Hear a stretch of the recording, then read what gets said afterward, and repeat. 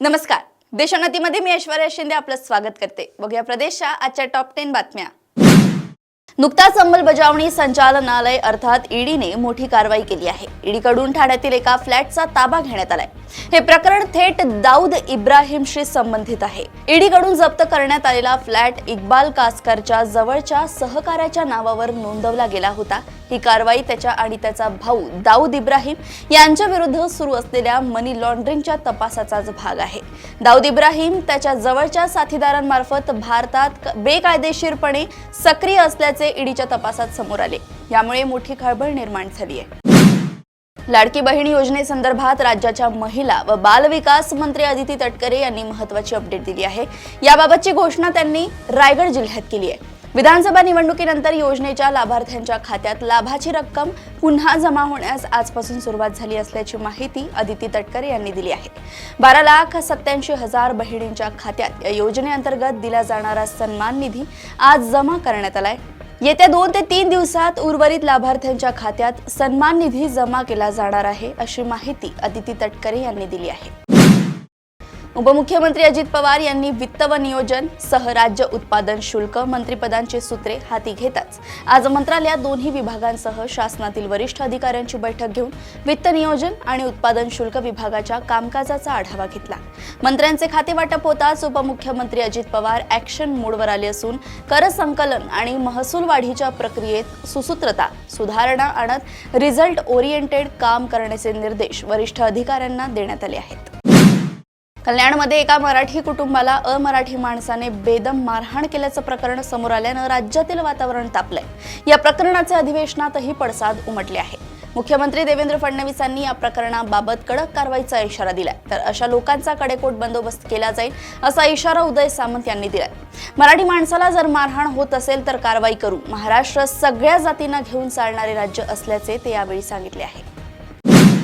परभणीतील जिल्हाधिकारी कार्यालयासमोर डॉक्टर बाबासाहेब आंबेडकर यांचा पुतळा आहे. त्या पुतळ्यासमोर असलेल्या संविधानाच्या प्रतीची एका माथे फिरूने विटंबना केली होती. या प्रकरणातील आरोपी हा मनोरुग्ण असल्याचं समोर आलं होतं. आता या आरोपीला स्किझोफ्रेनिया हा मानसिक आजार असल्याची माहिती समोर आली आहे. यासोबतच त्याला अल्कोहोलिक डिसऑर्डर हा आजारही झाल्याचं समोर आलंय. त्याच्यावर अकोल्यातील केळकर हॉस्पिटल या मानसोपचार रुग्णालयात उपचार सुरू आहेत. राष्ट्रवादी काँग्रेसचे नेते छगन भुजबळ यांना मंत्रिमंडळात स्थान मिळाले नाही. त्यामुळे भुजबळ जाहीरपणे नाराजी व्यक्त करतायत. परंतु त्यांच्या नाराजीची दखल पक्षाचे नेते अजित पवार यांनी घेतली नाही. या सर्व घडामोडींच्या पार्श्वभूमीवर छगन भुजबळ यांनी मुख्यमंत्री देवेंद्र फडणवीस यांची भेट घेतली. त्यामुळे सामाजिक कार्यकर्त्या अंजली दमानिया यांनी मोठा दावा केलाय. भाजपमध्ये ओबीसी नेता हवा म्हणून हे सर्व नाटक रंगवले जात असल्याचं त्यांचं म्हणणं आहे.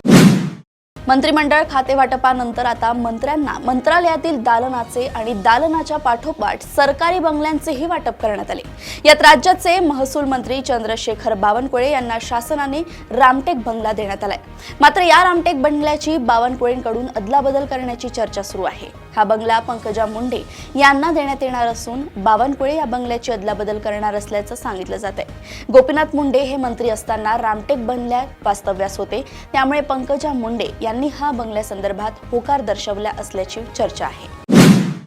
प्रहार जनशक्ती पक्षाचे सर्वेसर्वा आणि अध्यक्ष बच्चू कडू यांनी आज केंद्रीय मंत्री नितीन गडकरी यांची भेट घेतली. नागपूर येथील गडकरींच्या निवासस्थानी ही भेट झाली. दरम्यान या भेटीसंदर्भात स्वतः बच्चू कडू यांनी स्पष्टोक्ती देत या भेटीमागचे कारण सांगितलंय.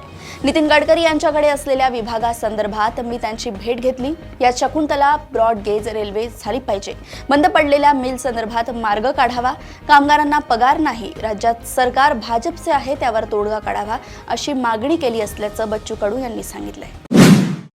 ठाण्यातील 45 वर्षीय पतीनं 28 वर्षीय पत्नीला पार्टीत बॉस सोबत शारीरिक संबंध ठेवण्यास तगादा लावला. मात्र तिनं नकार दिल्यानं पतीचा पारा चांगलाच वाढला. त्यानं पहिल्या पत्नीला देण्यासाठी दुसऱ्या पीडित पत्नीला माहेरावरून 15 लाख आणण्यास सांगितलं. मात्र तिनं रक्कम देण्यासही नकार दिल्यानं आरोपी पतीनं पत्नीला तिहेरी तलाक दिल्याची धक्कादायक घटना कल्याण पश्चिम भागातील एका हाय प्रोफाईल सोसायटीत घडली आहे. या प्रकरणी बाजारपेठ पोलीस ठाण्यात तलाक विरोधी कायद्यासह विविध कलमानुसार 45 वर्षीय सॉफ्टवेअर इंजिनियर पतीवर गुन्हा दाखल करण्यात आलाय. पुण्यातील भाजप नेते आणि विधान परिषदेचे आमदार योगेश टिळेकर यांचे मामा आणि हॉटेल व्यावसायिक सतीश सादबा वाघ यांचं अपहरण करून निर्घृण खून करण्यात आला। सतीश वाघ यांचा खून करण्यासाठी भाडे करूनच 5 लाख रुपयांची सुपारी दिल्याची बाब तपासात समोर आली। या प्रकरणी पोलिसांनी आतापर्यंत 4 जणांना अटक केली आणि या प्रकरणातील फरार आरोपीला पुणे पोलिसांनी अटक केली आहे। गुन्हे शाखेने फरार आरोपी आतिश जाधव यास धाराशिव येथून ताब्यात घेतलंय। त्यामुळे भाजप आमदार योगेश टिळेकर यांच्या मामाच्या हत्या प्रकरणाचं कनेक्शन आता धाराशिव पर्यंत जाऊन पोहोचलंय।